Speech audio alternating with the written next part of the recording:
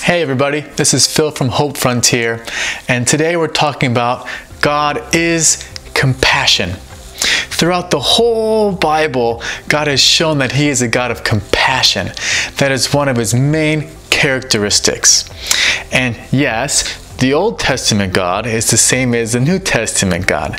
Many people can get confused because Jesus is going around healing people. In the Old Testament, what's God really doing? Helping people with compassion. So we have to actually look at the scenario from a bigger context, okay? Now in the Old Testament, God has decided to partner with the people who are called Israelites, and He gave them this covenant, and they wanted to be part of the covenant too. So it was a mutual partnership.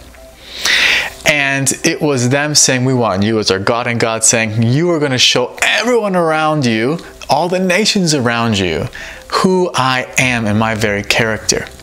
The problem was that the very second that they had this covenant, the Israelite people kept breaking their obligations and time again decided to walk away from God, reject Him completely, and actually follow other gods instead.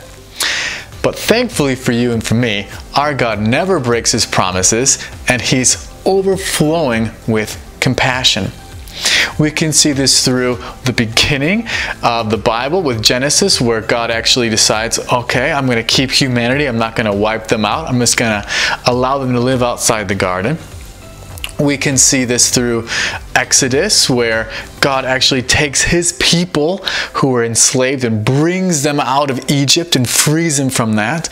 And He partners with them in the wilderness to help them get into the promised land, even though time and time again they reject God and go against Him. In the book of Judges, so many times people walk away, but God continues to send people to help them, to save them. And even in the time of the kingdoms, there are so many examples of kings who've walked away from God, but again and again God keeps sending people saying, please come back to me because my way is right. And so Jesus is just continuing on the very heart of compassion that God has by showing the people, this is the true way to live. This is the kingdom that I want all along. One of healing, one of hope, one of goodness. And even after Jesus' resurrection, there are other examples in the New Testament where God continues to heal and continues to help people. We can see in Philippians 2:27 that Epaphroditus actually was so sick he was going to die. And Paul was so distraught. But God, in His compassion for Paul, just as much as Epaphroditus, He actually healed him so that Paul could have a lighter heart and experience the compassion of God, because this would be so devastating to him. And then later in Acts 20 verse 9, Paul was preaching and Eutychus actually fell out of the window and died. Now this was traumatic for Paul, and it also would have hurt his status as a messenger of God.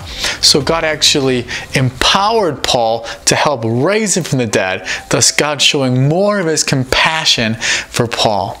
So, looking back at the Old Testament and New Testament, we can see that the very heart of God has and is compassion. In Exodus 34:7, God says, I am the God of compassion and mercy. I'm slow to anger and filled with unfailing love. I lavish unfailing love to 1,000 generations. But I do not excuse the guilty. I lay the sins of the parents upon their children and grandchildren. The entire family is affected. Now, so this is where people get a little confused, because, well, if God's a God of compassion, then why is there these problems here where God's cursing or laying the sins upon the children who are undeserving? Now we have to have the right context here, okay? The first thing is, look at the unbelievable comparison here. 1,000 generations of unfailing love and 3 or 4 generations of problem. So the contrast is massive. But second of all, we have to also see the context, because here in this situation, they had multiple generations living together. Grandparents, parents, children, all in the same house.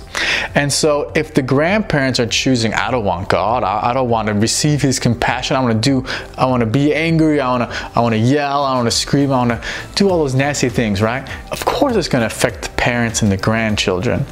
So what God is really saying here is he's not punishing innocent people. No, that's not the compassion. That's not God.